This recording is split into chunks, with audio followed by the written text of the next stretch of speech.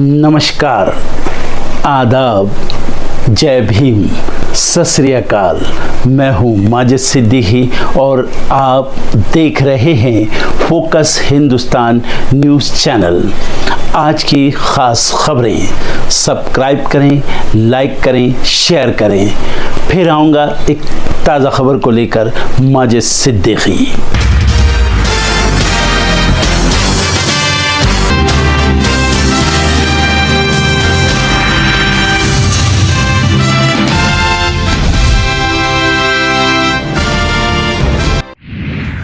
दिल्ली में जीत के बाद कौन बनेगा सीएम, मुख्यमंत्री के नाम को लेकर बीजेपी में उठापटक।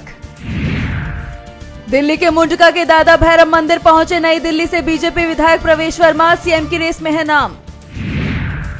भ्रष्टाचार के छींटों को साफ नहीं कर पाई झाड़ू, इस बार आपको दिल्ली ने नकारा।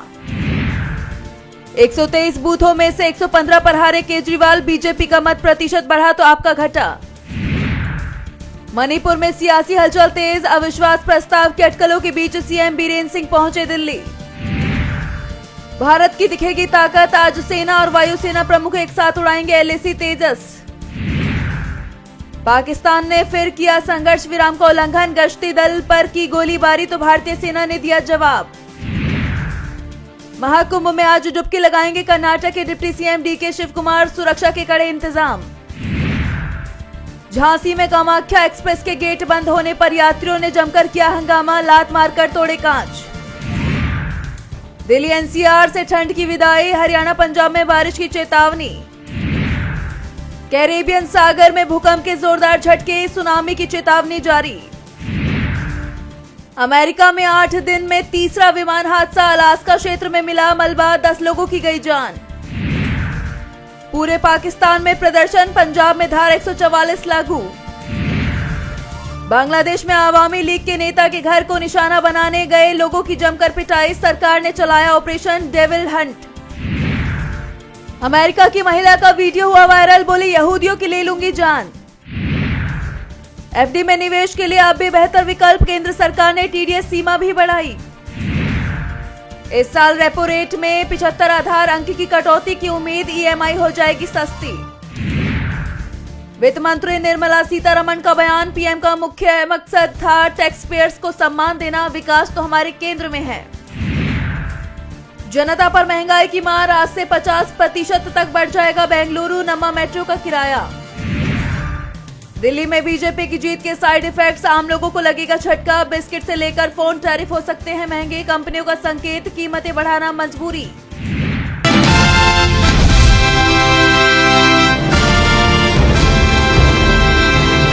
दिल्ली के विधानसभा चुनाव के नतीजे सामने आ गए हैं और इस बार के विधानसभा चुनाव में एक बड़ा ही उलटफेर देखने को मिला।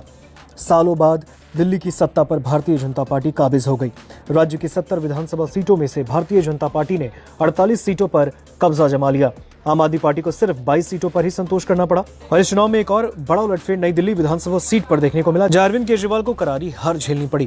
केजरीवाल इस सीट से लगातार 3 बार से विधायक थे, लेकिन इस बार उन्हें बीजेपी नेता प्रवेश शर्मा के हाथों हार झेलनी पड़ी।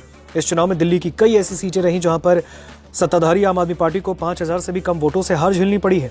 इसमें अरविंद केजरीवाल की नई दिल्ली सीट भी शामिल है।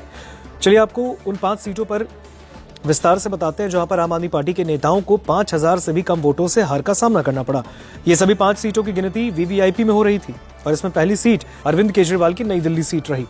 यहाँ बीजेपी के प्रवेश शर्मा ने अरविंद केजरीवाल को 4079 वोटों से मात दे दी। चुनाव में बीजेपी को 30,088 वोट मिले, जबकि आम आदमी पार्टी को महज 25,999 वोट मिले।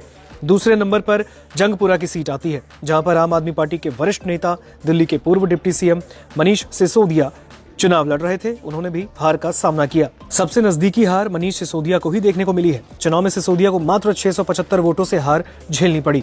भाजपा ने इस सीट से तरविंदर सिंह बारवा को मैदान में उतारा। तरविंदर को 38,859 वोट मिले, जबकि सिसोदिया को 38,184 वोट। पिछले चुनाव में सिसोदिया ने पटपड़गंज की सीट से चुनाव लड़ा, जहां उन्हें जीत मिली।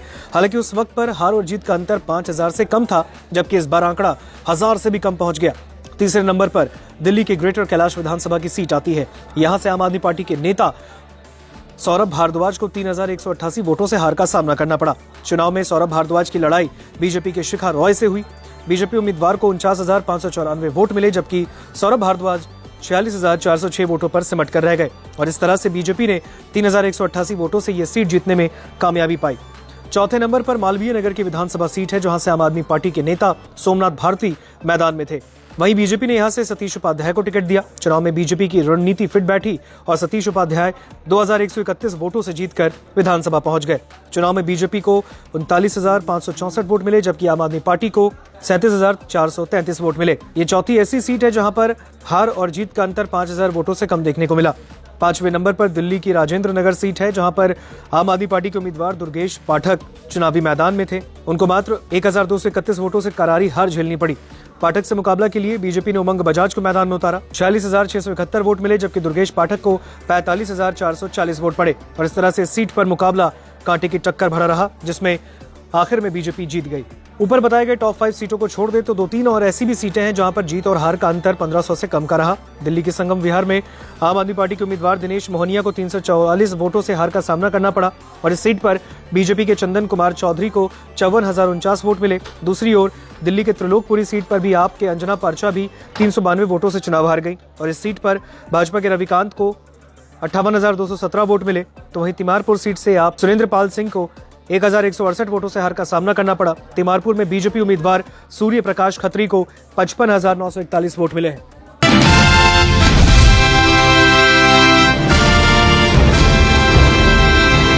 महाराष्ट्र में चल रही दल बदल की चर्चा के बीच शिवसेना यूबीटी प्रमुख उद्धव ठाकरे ने शिंदे की शिवसेना को चुनौती दे दी है।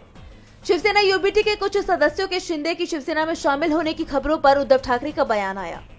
उन्होंने कहा कि हम शिवसेना और बीजेपी को दिखाएंगे कि असली शिवसेना कौन सी है। अगर आप हमें तोड़ने की कोशिश करेंगे तो हम आपका सिर फोड़ देंगे। उद्धव ने कहा कि अगर एकनाथ शिंदे और बीजेपी मर्द की औलाद है तो ईडी, सीबीआई, आयकर और पुलिस को एक तरफ रख दें और हमारे साथ आकर लड़ें। कहा गया कि शिवसेना यूबीटी के 7 सांसद जा रहे हैं। मैं चैलेंज करता हूं कि सरकारी तंत्र को दूर रखो और एक भी शिव सैनिक तोड़कर दिखाओ। महाराष्ट्र का चुनाव इन्होंने फरेब से जीता है। फर्जी वोटर बनाए गए, लाखों की संख्या में नए वोटर तैयार किए गए। इसकी जांच होनी चाहिए। उन्होंने आरोप लगाते हुए कहा कि बीएमसी को लूटा जा रहा है। आज आर्थिक राजधानी मुंबई और महाराष्ट्र को मारने का काम किया जा रहा है। बीएमसी को मारने का काम किया जा रहा है। बीएमसी को लूटने का काम किया जा रहा है। बीएमसी को विसर्जित करने का काम किया जा रहा है। कहते हैं बैंक में पैसा रखकर विकास नहीं होता, तो क्या कॉन्ट्रैक्टर की जेब में पैसा डालकर विकास होता है? मैं तुम्हें बीएमसी देने वाला नहीं हूँ। ऐसे में महायुति की टेंशन बढ़ने वाली है।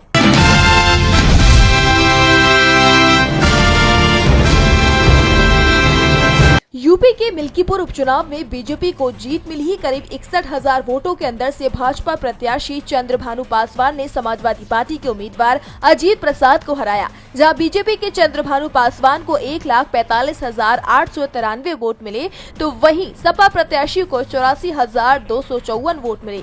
बता दें कि 8 साल बाद मिल्कीपुर सीट पर बीजेपी की वापसी हुई है। ये सीट 2024 के लोकसभा चुनाव अवधेश प्रसाद के सांसद बनने के चलते खाली हुई है।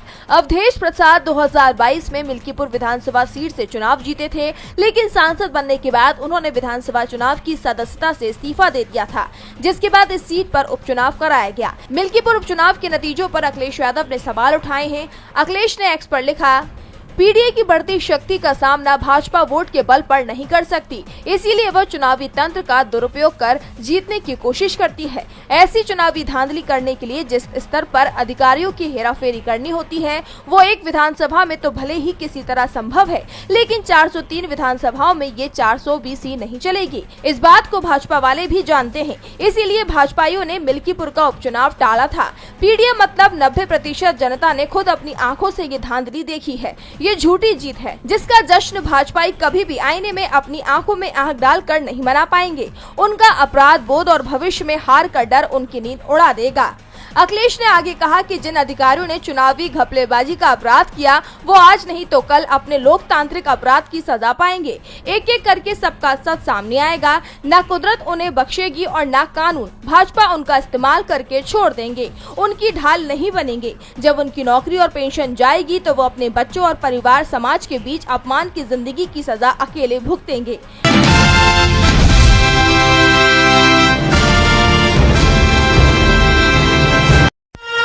एक अरब मुसन्निफ लिखते हैं कि जब गज़ा की जंग शुरू हुई तो मेरी बीवी ने मुझे कहा कि जब गजा की जंग खत्म होगी तो हम गजा से बहुत सारे फलस्तीनी बच्चे ले आएंगे और उनकी अपने घर में अपने बच्चों के साथ परवरिश करेंगे। तो वो अरब मुसन्निफ लिखते हैं कि मैंने घरवाली से कहा कि जब गजा की जंग खत्म हो जाएगी तो हम अपने बच्चे गजा भिजवा देंगे और अहले गजा से कहेंगे कि हमारे बच्चों की तरबियत करें। जो साहिब नजर हैं, जो हकीकत और मार्फत को जानते हैं, वो ये देख चुके हैं कि जो कुछ गजा में हुआ है वो एक हैरत अंगेज रूहानी तारीख है जो लिखी गई है। 1400 साल की इस्लामी तारीख हो या कई हजार साल की इंसानी तारीख, आज तक इंसान की जंगी तारीख में कभी ऐसा नहीं हुआ कि एक इतनी छोटी सी कौम इतने छोटे से महदूद इलाके में कैद होकर इस सरफरोशी और जानिसारी और जांबाजी के साथ आलमी ताकतों का मुकाबला करे, अपने आप को तबाह करवा ले, पूरी कौम हिजरत पे मजबूर हो जाए और हथियारों का कोई तकाबुल ना हो। एक तरफ लिटरली तीर कमान हो और दूसरी जानिब एटमी हथियार। उसके बावजूद वो छोटी सी सरफरोश जमात हथियार डालने से इनकार कर दे और दुश्मन को अपनी शराइत पर घुटनों पर लेकर आए और अपने इलाके को आजाद रखे। इंसानी तारीख में आज तक ऐसा नहीं। और जिन लोगों ने ये कमाल किया है, जिन लोगों के जरिए अल्लाह ने ये मोजा करके दिखाया, ये जोग्राफियाई सियासत का मोजा है। दुनिया शशदर है, हैरान है, चाहे मुफक्किर हो, सोशियोलॉजिस्ट हो, दानिश्वर हो या जनरल्स हो या हुक्मरान और सियासतदान। मुसलमानों के बुग़्ज़ में ये ज़बान से कोई लफ्ज़, कोई तारीफ का नहीं निकालेंगे, लेकिन ये हकीकत सब जानते हैं कि जो कुछ गजा में हुआ है वो इंसानी तारीख ने इससे पहले कभी नहीं देखा। खासतौर पर मुसलमान माशरों के लिए, मुसलमान दानिश्वरों के लिए, मुसलमान जनरल्स के लिए जो गहरा सबक है अहले गजा की इस मज़ाहमत में, इस पूरी कौम की इस जुर्रत, शुजाअत और दलेरी में और उसके ईमान में, वो एक इतना हैरत अंगेज फिनोमिना है कि जो कौमों के उरूजो ज़वाल के असबाब तय करता है। गजा में जो कुछ हुआ वो गजा में महदूद नहीं रहेगा। गजा में जो कुछ हुआ है उसके असरात सदियों तक अगर दुनिया कायम रहती है तो इंसान महसूस करेगा। जैसे कहा कि तारीख इस्लाम में ये सरफरोशी, ये जांबाजी, ये अपने आप को फिदा करने की ख्वाहिश, ये गैरत, ये दलेरी, ये शुजाअत, तारीख इस्लाम में इससे पहले कभी इसकी कोई मिसाल नहीं मिलती। आप सहाबा कराम के बारे में कह सकते हैं कि वो बहुत दलेर और शुजाअत वाले, और सईदी रसूलुल्लाह के सहाबी, इसमें कोई शुबा नहीं कि सहाबा कराम से मुकाबला किया ही नहीं जा सकता किसी भी मुसलमान कौम का। और जो कुछ अहले गजा ने किया है वो हमें सहाबा की याद करा देता है, उस सरफरोशी और जांबाजी की, कि जो उस वक्त नाकाबिले यकीन वाकयात आप देखते थे कि कहाँ एक छोटी सी मुसलमान फौज निकलती है अरब से और रोम और पर्शियन एम्पायर्स को तबाह करके रख देती है। जो गैरत और दलेरी के जब ईरान का बादशाह बुलाता है मुसलमान कासिद को, तो मुसलमान कासिद अकड़ कर अपने नेज़े से उसका कालीन काटता हुआ उसके सामने जाकर खड़ा हो जाता है। ना उसके रोब में आता है, ना उसके खौफ में आता है, ना दबदबे में आता है, और उसको खुल के दावत देता है कि इस्लाम कबूल करो वरना हम तुमसे तलवार से फैसला करेंगे। अब सोचें कि एक गडरिया, एक चरवाहा रेगिस्तान से निकल कर आता है और ईरान के बादशाह के सामने खड़ा होकर कहता है, नाकाबिले यकीन बातें लगती है, नाकाबिले यकीन बातें लगती है। वो लोग नाउजुबिल्लाह दीवाने नहीं थे, उन्हें किसी बात का यकीन था, हक़्क़ुल यकीन था, उनको मुशाहिदात करवा दिए गए थे, उनको तारीख और तकदीर बता दी गई थी। इसीलिए वो इतने कॉन्फिडेंट थे कि उनको मालूम था कि हमने रोमन और पर्शियन एम्पायर्स को तबाह कर देना। पूरे तमाम सहाबा ये बात जानते थे कि सईदी रसूलुल्लाह ने हजरत सराका को फरमाया हुआ है कि कसरा के कंगन तुम्हारे हाथों में आएंगे। ग़ज़वा खंदक के मौके पे जब चारों तरफ से फौजों ने घेरा हुआ था और कुरान कहता है कि कलेजे उछल कर हलक में आ रहे थे, उस वक्त सईदी रसूलुल्लाह ने फरमा दिया था कि रोम और कसरा और पर्शियन और रोमन एम्पायर जो है वो तुम्हारे पैरों तले रोंदी जाएगी। तो सहाबा को तो कोई शक नहीं था। वो फेथ, वो यकीन, वो ईमान, वो कॉन्फिडेंस जो सईदी रसूलुल्लाह के ऊपर उस उम्मत और उस जमात को था, वो वजह थी कि उस जमात ने वक्त की सुपर पावर्स को शिकस्त दी। और आज सदियों बाद हम वही ईमान, वही यकीन, वही तवक्कुल, वही भरोसा, वही जुर्रत और सईदी रसूलुल्लाह से वही ताल्लुक गज़ा में देख रहे हैं जिसने वक्त की सुपर पावर्स को शिकस्त दी। सोचो, रावलपिंडी जितना जैसे कहा कि इलाका है छोटा सा, 6 एटम बम के बराबर वहां पर उन्होंने बारूद गिराया। गज़ा में एक इमारत सीधी खड़ी नहीं है। 4-5 लाख मुसलमान शहीद और जख्मी हो गए। छोटा सा कैद खाना है वो, चारों तरफ दीवारें लगी हुई है, एक तरफ समुंदर है। उस कैद खाने के अंदर बंद करके उस कौम के ऊपर जब पूरी दुनिया की बड़ी बड़ी दज्जाली ताकतों ने अपने जदीद तरीन हथियार उसके साथ 15 महीने, 1 साल से जायद इनके ऊपर इस तरह बमबारी करते रहे कि यकीन नहीं था कि नीचे कोई इंसान, कोई चिड़िया, कोई चरिंद, कोई परिंद, कोई जिंदा भी बचेगा कि नहीं। उसके बावजूद अहले गज़ा में से कोई एक नहीं उठा जो ये कहता हो कि यहूदियों के आगे हथियार डाल दो, सुलह कर लो, गज़ा खाली कर दो, अपने मकसद हयात से हट जाओ।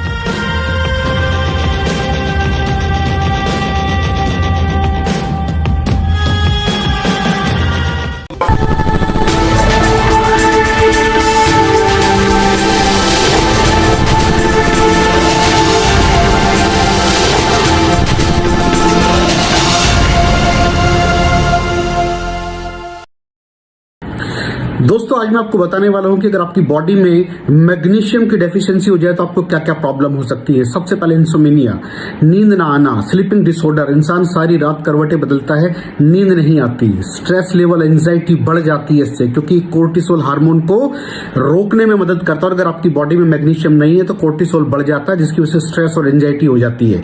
मूड स्विंग्स, इंसान को पता नहीं चलता उसके मूड स्विंग्स होते हैं, थोड़ी थोड़ी देर में गुस्सा आना, थोड़ी थोड़ी देर में चिड़चिड़ापन होना, क्योंकि ये सेरोटोनिन हार्मोन को बढ़ने में मदद करता है। अगर आपकी बॉडी में less magnesium is equal to less serotonin, और सेरोटोनिन हैप्पीनेस का हार्मोन है। अलावा इसके ये फटीग को भी कम करता था। अगर आपकी बॉडी में मिनरल डेफिशिएट है, अगर आपकी बॉडी में मैग्नीशियम नहीं है तो आपको थकावट बहुत जल्दी फील होगी, जरा सा काम करती है आपकी बॉडी थक जाएगी।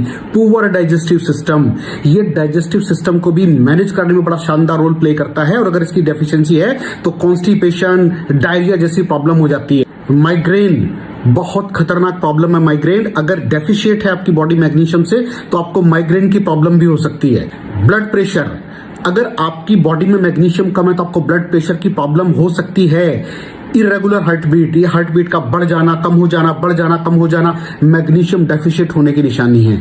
ऑस्टियोपोरोसिस, बोन हेल्थ वीक हो जाती है, क्योंकि आपकी बॉडी का 60% जो मैग्नीशियम है वो आपकी बोन्स के अंदर होता है। अगर आप बाहर से मैग्नीशियम नहीं ले रहे हैं तो आपकी बॉडी जो है वो हड्डियों में से लेना शुरू कर देती है, जिसकी वजह से ऑस्टियोपोरोसिस की प्रॉब्लम भी हो सकती है, आपकी हड्डियां कमजोर हो जाती हैं। और मसल क्रैम्पिंग, मसल क्रैम्प, नस पे नस का चढ़ जाना, मसल्स पे अकड़ जाना, बिल्कुल चलना मुश्किल हो जाता है। तो मसल क्रैम्पिंग भी तभी होती है जब आपकी बॉडी में मैग्नीशियम की डेफिशिएंसी हो। और दोस्त, हमारे यहाँ 90% से ज्यादा लोग मैग्नीशियम डेफिशिएंसी के शिकार हैं। कहां से मिलेगा मैग्नीशियम, कितनी मात्रा में लें, किस क्वालिटी का लें? तो उसका जवाब है वेस्टीज प्राइम CMD।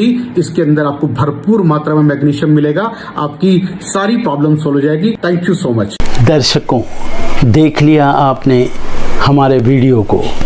हमें खुशी होगी कि आपने हमारे न्यूज़ को लाइक किया और दूसरों को शेयर किया। अगर अभी तक हमारे चैनल फोकस हिंदुस्तान को सब्सक्राइब नहीं किया है तो तुरंत सब्सक्राइब करें, कमेंट करें और बेल आइकॉन को प्रेस करें। हम हाजिर हैं खबर के लिए।